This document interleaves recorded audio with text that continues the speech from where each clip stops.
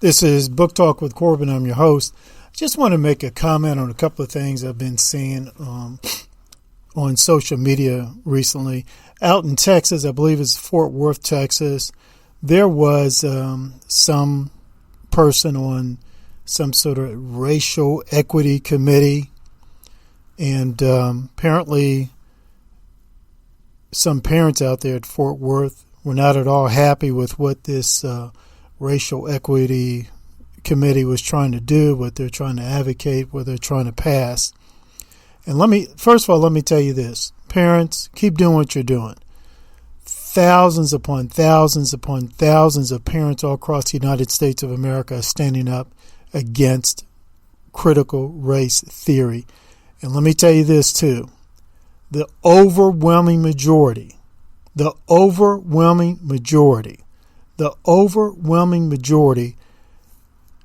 are not racist.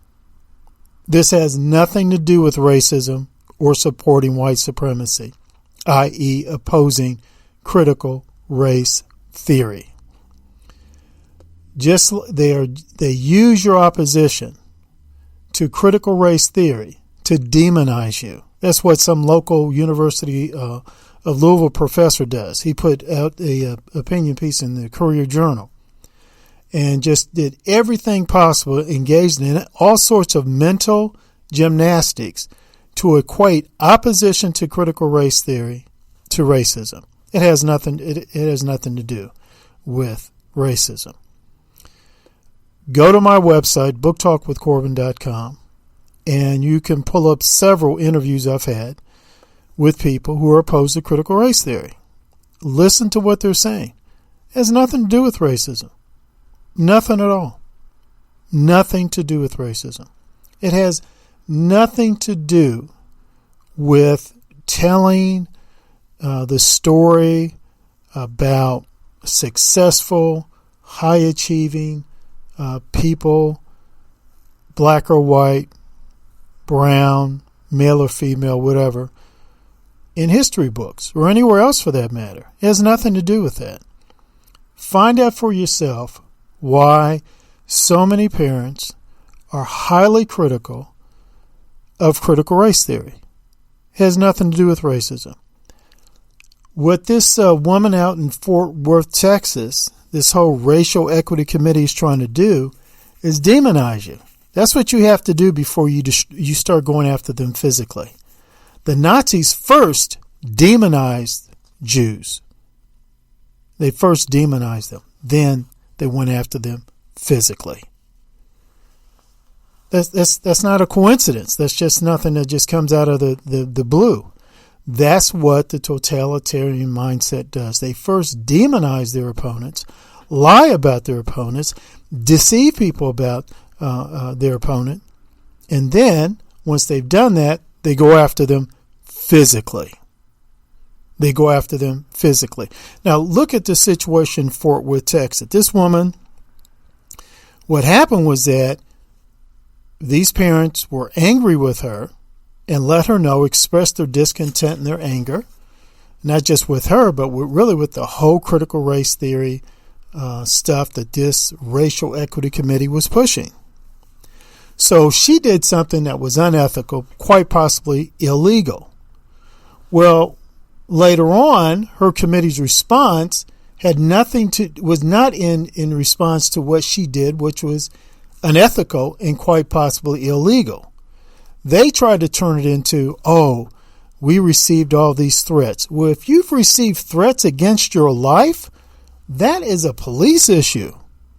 No one should be receiving threats against their life. No one should be just accepting that.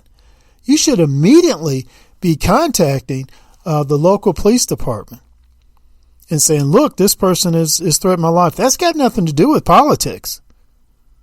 Nothing at all. If someone's threatening your life, doesn't matter. That's a police matter. And so if that so-called racial equity committee, if some people were threatening their lives, that's a police matter. But those parents who express opposition, passionately express opposition to critical race theory, sorry, there's nothing wrong with that. There's nothing wrong with that. This is still a free society. There's nothing wrong with that.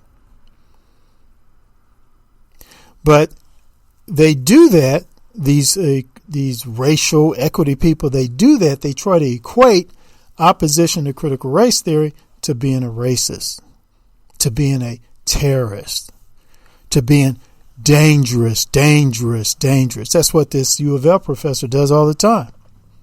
Demonizes people.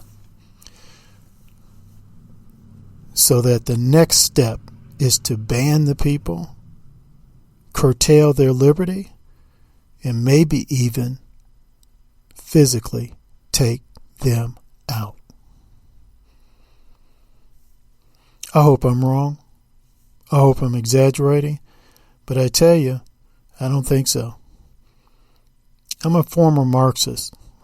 I've studied these social revolutionary, socialist, revolutionary left movements all over the world, up and down. That's the way they operate. They first seek to demonize those who they want to eventually physically take out. Now, I hope some of you are thinking, man, I hope you're wrong. I hope I'm wrong too. I hope I'm dead wrong. But you should at the very least check out some of the resources I'm referring to. First thing you ought to do is check out Trevor Loudon's book, White House Reds. And then from there, you can also, this is on my website. You go to other interviews and listen to the intellectuals, scholars, authors I've spoken to. Check them out. This is a serious matter, folks. Those are two separate issues. Hey, I get it. Someone's threatening you. Hey, man, I'll make the phone call for you. If you're not making that phone call, I'll call the police in a heartbeat. But that's separate from people who are expressing their opposition to critical race theory. The two are not one. They're not together. But that is part of the way the white left in this country operates. Those who they eventually want to physically take out, they first demonize. This is Book Talk with Corbin. Go to my website, booktalkwithcorbin.com. Check out my other interviews, such as my interviews with Trevor Loudon and Gabriel Brigitte and Star Parker.